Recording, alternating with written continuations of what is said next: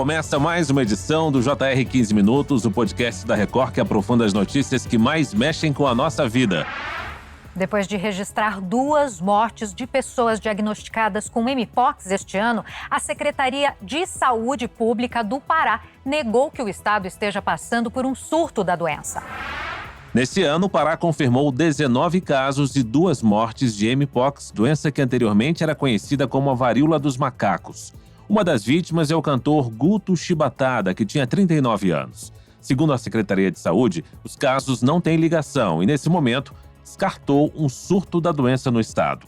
No entanto, a Mpox volta a preocupar as autoridades. Por que o Pará tem registrado casos da doença?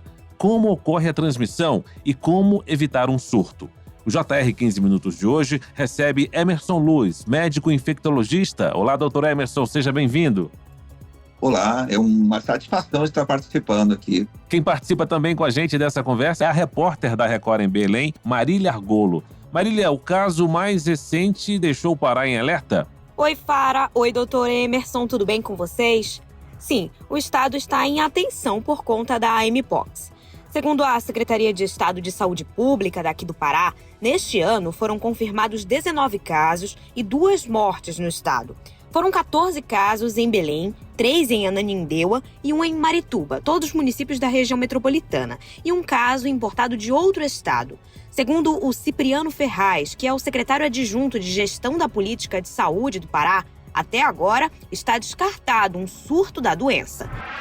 Neste momento, o estado do Pará e o município de Belém estão abaixo da linha preconizada e nós não precisamos avançar em nenhuma medida sobreexcelente, tanto de confinamento, isolamento ou de proteção individual, como o uso de máscara. Doutor Emerson, mesmo que não seja um surto, o número de casos e principalmente de mortes preocupa? É uma doença que pode levar, sim, as autoridades sanitárias a uma preocupação. O número ainda está dentro do previsto. Se nós olharmos para o ano passado, foram 64 casos que foram confirmados e nós já estamos em 19 casos. Porém, temos agora óbitos envolvidos. Então, toda aquela população mais vulnerável, ela tem que ser protegida, que isso pode ter uma evolução diferente. Agora, doutor, em que condições um surto pode ser identificado? Isso ocorre quando existe aí uma relação direta entre os casos? Na verdade, o surto ele é considerado quando uma região está livre dos casos e começa a ter, ou quando tem um aumento repentino no número de casos de uma determinada doença. Nós estamos tendo um número que ainda é o previsto dentro desse cenário epidemiológico lá do estado do Pará. Porém, temos que ficar vigilantes, porque é uma doença que pode vir a se alastrar de uma forma inesperada se as medidas, principalmente de preventivas, não forem tomadas. Doutor, e existe alguma característica especial que leve o Pará a registrar mais casos que outros estados? Certamente existe sempre uma associação de hábitos, de formas de enfrentamento, de políticas públicas que pode levar uma certa dificuldade no enfrentamento. A população ela tem que ter acesso ao sistema de saúde, tem que ter acesso à testagem, por exemplo, a todo aquele suporte da saúde pública, e também os exames, eles são necessários. Por isso a população tem que ter acesso a todo esse suporte de saúde pública. Não sabemos diretamente se existe uma estrutura que está relacionada a esse número de casos, mas, segundo as próprias autoridades locais, todos os casos que foram confirmados estão sob controle. Doutor Emerson, como é que o vírus do Mpox é transmitido e por que ele voltou a circular com força esse ano? Nós temos que sempre considerar que, apesar de não ter uma infectividade tão alta quando comparado a outras doenças, como o sarampo, por exemplo, ele pode ser transmitido diretamente, uma transmissão direta de uma pessoa doente para outra, num contato mais próximo. Pode ser transmitido por objetos também, que tenham sido recentemente contaminados com secreções. Trabalhadores também podem se contaminar com o vírus, acabar abrindo o quadro. E também temos que pensar que é uma zoonose, então alguns animais podem estar participando também nessa cadeia de transmissão. Então todos esses fatores têm que ser avaliados e provavelmente tem algum comportamental também de ter contato com pessoas e não ter a suspeição que ainda é uma doença como a monkeypox. Por isso é necessário agir também na educação e saúde, para ter toda a medida preventiva junto das outras medidas. Doutor, nas 2 mortes registradas no estado do Pará, as vítimas tinham comorbidades. Esse grupo que tem comorbidade merece atenção especial para esses casos?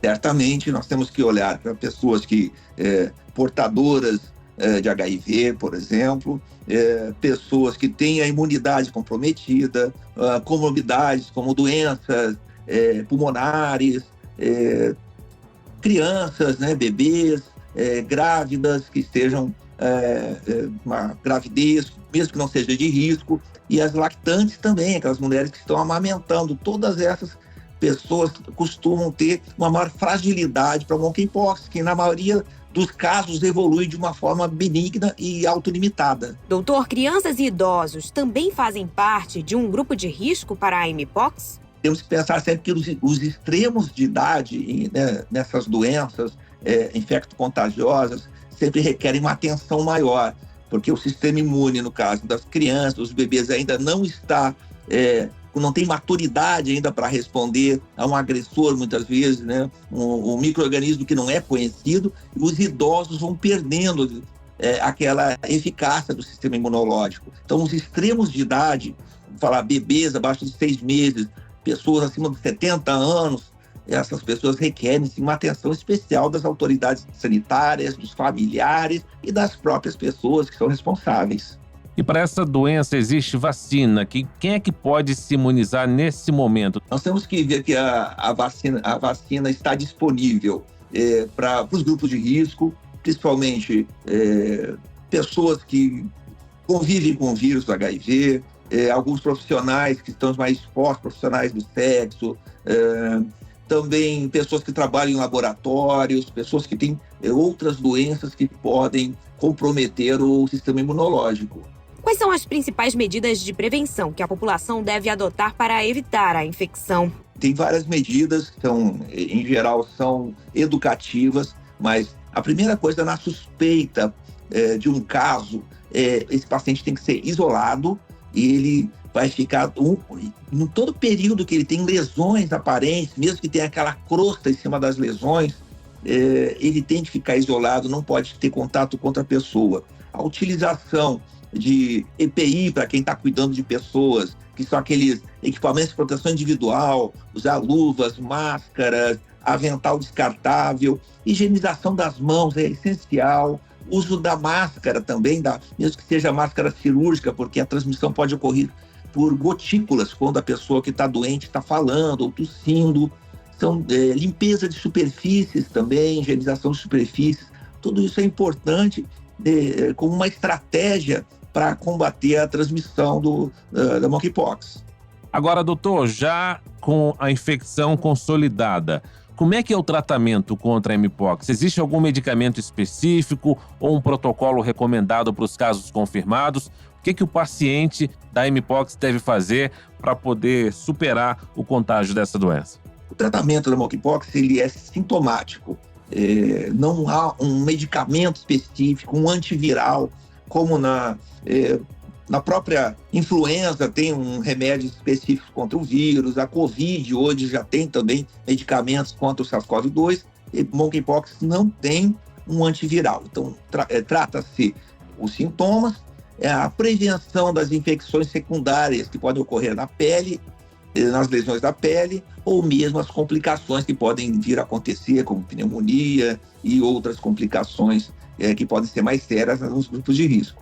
E, doutor Emerson, qual é o papel da detecção precoce e do isolamento dos casos na contenção de um possível surto?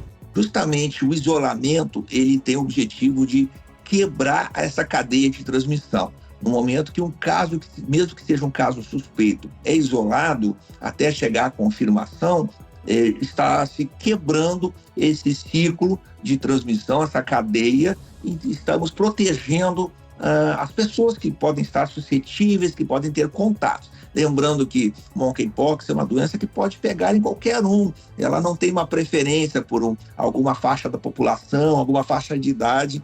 Agora, doutor Emerson, em caso de suspeita, a pessoa deve procurar uma unidade de saúde imediatamente? Há testes disponíveis para confirmar a doença? Geralmente, o diagnóstico da monkeypox é feito por aquele exame de PCR de amostras que são retiradas das lesões. Isso é feito esse exame para confirmar se é ou não a doença. Porém, o atendimento tem que ser procurado imediatamente, porque ele pode começar como se fosse uma gripe, 2 ou 3 dias depois desse início de febre, dor no corpo, dor de garganta, dor de cabeça, cansaço, começam a surgir lesões avermelhadas. Essas lesões vão evoluindo, aparecem bolhas, podem ter uma depressãozinha no meio da lesão, depois vão se criar uma crosta e vai cair essa crosta. Toda essa fase em que tem ferida, que tem as lesões, é uma fase de transmissão. Lembrando que alguns estudos indicam que uma pessoa, uns 2 dias antes de apresentar os sintomas, já pode estar transmitindo. Agora, doutor, nós falamos aí desses casos registrados no estado do Pará. A gente sabe que o estado do Pará é grande, na região amazônica, há muitas comunidades isoladas. Isso seria um fator de preocupação a mais, o isolamento em determinadas cidades, de grandes centros, de grandes hospitais? Ou essa doença pode ser tratada e curada também, mesmo que não haja uma estrutura grande pública de saúde nos arredores? Certamente, a comunidade que está mais propensa é aquela que apresenta mais fragilidade e mais dificuldade de ter acesso ao sistema de saúde público. Temos que considerar se essa comunidade tem acesso ao posto de saúde, se vai ter um profissional capacitado para detectar o quadro, suspeitar, notificar e começar o isolamento. Principalmente a questão do isolamento, dos hábitos daquela comunidade. Muitas vezes uma pessoa adoece e várias vão ajudar, existe essa tendência a uma ajudar a outra, então existe uma exposição maior ao vírus. Então, certamente tem que ter campanhas educativas, além de toda a infraestrutura de saúde dessas comunidades que tem que estar preparada para enfrentar essa doença.